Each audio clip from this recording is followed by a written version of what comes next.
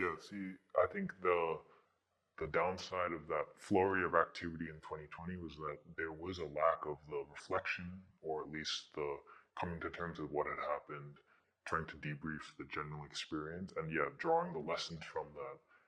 There has been a little bit of that done with groups like Atlas, as in having a cohort of people, a crew, or a number of folks that we remember were there out in 2020 through those years and have common experiences and can then sort of distill lessons from that and recognize, okay, what did we learn from that period of time when things were really heightened, when struggle was at a peak, when there was a lot of action, action, action, but less examination or reflection or criticism, self criticism, understanding that now with Atlas at least having a physical location and being one of the few groups, at least what I've seen in Minneapolis, that is very open to people coming through and utilizing the space, isn't trying to profit off of the space. Finding a social center, a social hub for like minded people, radical minded people, is very needed. That's an area where people can find not just a community broadly, but an active, intentional um, grounding for talking about these things, which again, 4 years in, I hate to say it, I think most of that memory, most of the actual tangible experience has been erased.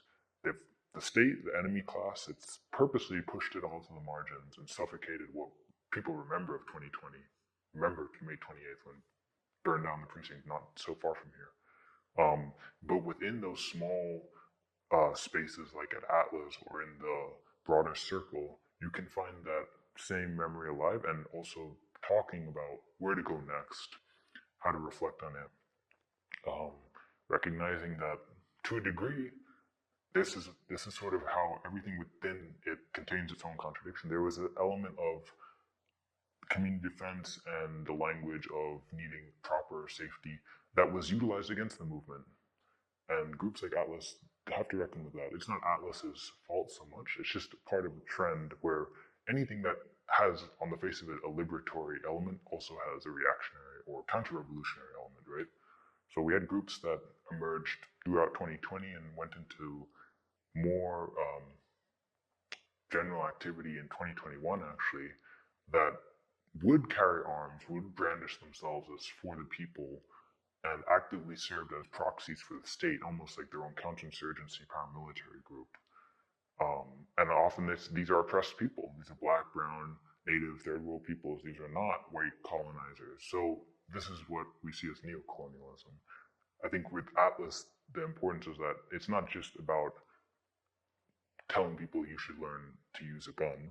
It's about what does that mean? What are the history behind that? In this continent, which is soaked in the blood of third world peoples, oppressed, colonized peoples, white settlers with guns is literally how this monstrosity emerged, right?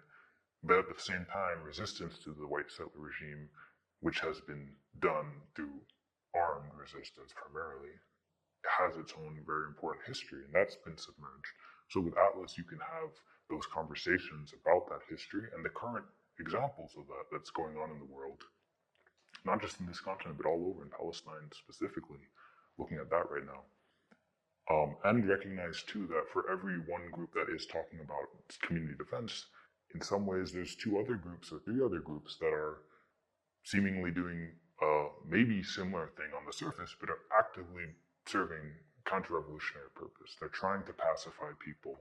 They're trying to serve as their own police force, really, right? They're trying to be the police who don't wear the badge, who maybe look more like you compared to the brutal pigs who, the open white supremacist pigs. Maybe these guys don't use that same vicious racist language, but at the end of the day, the active repression that they inflict on movements is mostly the same.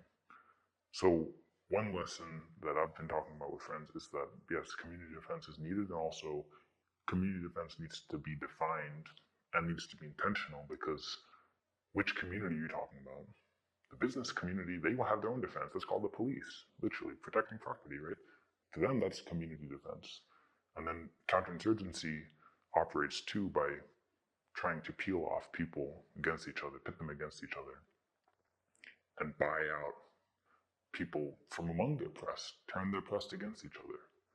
And sometimes it does look like talking the language of safety or fixating on firearms as an end in itself, right? Ultimately, a firearm, a gun, is the tool. It's a means to an end. It's not the end in itself.